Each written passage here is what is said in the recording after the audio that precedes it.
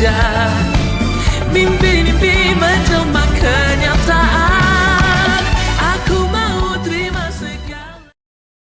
Before I can react, a bag is thrown over my head, and with one breath, I'm unconscious. What a cliffhanger to dangle from.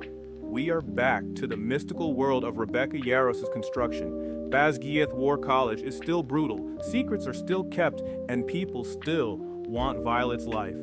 So, the status quo, more or less.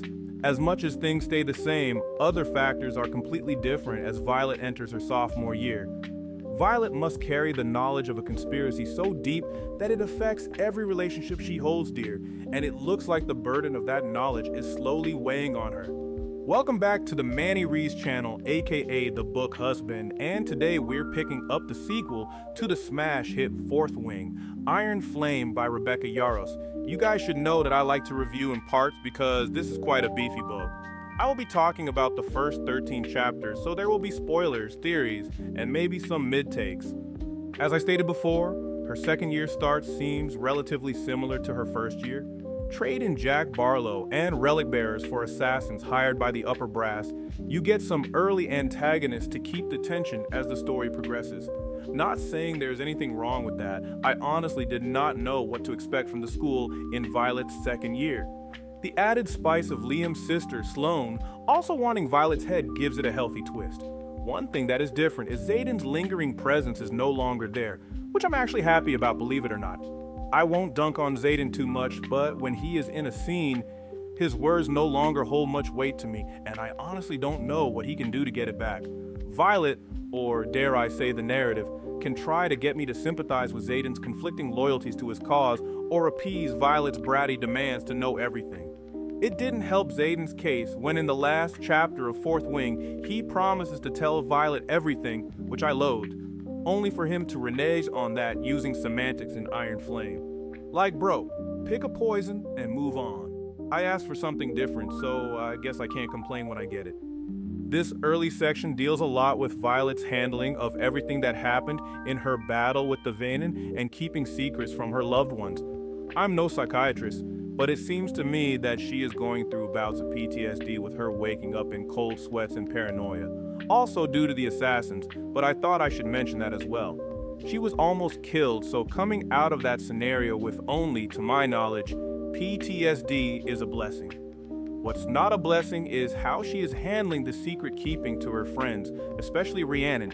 I kind of feel bad for Rhiannon. She is very perceptive that something seems off with her friend and is thinking that it has something to do with her. I even sniff a hint of jealousy from her towards Imogen, since Violet has been more buddy-buddy with her instead of Rhiannon. The secret eats away at Violet's soul, and maybe she will tell Rhiannon, but maybe not too soon, so it can blow up in her face the way she did on Xaden. When that time comes, hopefully it will shed light on her hypocrisy. You heard that right? Hypocrisy!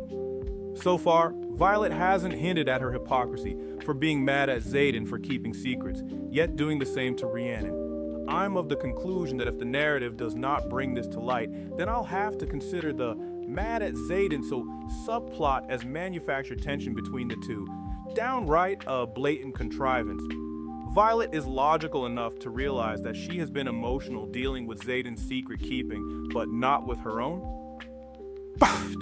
In my opinion, Violet has to go through another level of introspection, realizing her hypocrisy the whole time in order for that subplot to make sense, or else I'll just consider that melodramatic subplot as fake tension. If I may have missed something in these early chapters, feel free to fill me in. Will Iron Flame capture that same excitement from me as the story progresses, or was Fourth Wing just Violet's lightning in a bottle?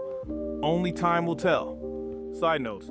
The new professor who has a boner for torture. Yay, I know I'm going to love to hate him. I wonder where Violet will get the information about a possible second Wardstone. I think that's what it's called. Forgot the name of the MacGuffin. I hypothesize a dragon since they have been keepers of the more sacred lore of their world. Before I forget, doesn't it seem like a huge oversight that the relic they gave to Xaden and company allows them to elude detection from Melgren, the future seer? Why would they give something to the children of the traitors that obscures the foresight of their general? Will this be explained, or is this another contrivance I'll have to shove to the back of my mind? From my perspective, Violet is becoming the Dane to Sloane. I don't know what happens after chapter 13, but Violet hints at going above and beyond for the protection of Liam's sister. Is that not similar to how Dane treated Violet? Violet may be the protagonist, but I like to think that every character is the protagonist in their own story. So could Violet's actions rob her of Sloane's growth? Because we are fully aware of Violet's reasoning, we can give her grace. So can we give that same grace to Dane as well? No? Alright, I tried. Food for thought though. Hope you guys liked my review of Iron Flame. Remember, it was just the first 13 chapters. Make sure you like and subscribe to continue following my journey. Once again, Manny Reed here, aka the Book Husband, and I got more chapters to get to. So I'll see you in the next video. Y'all take care.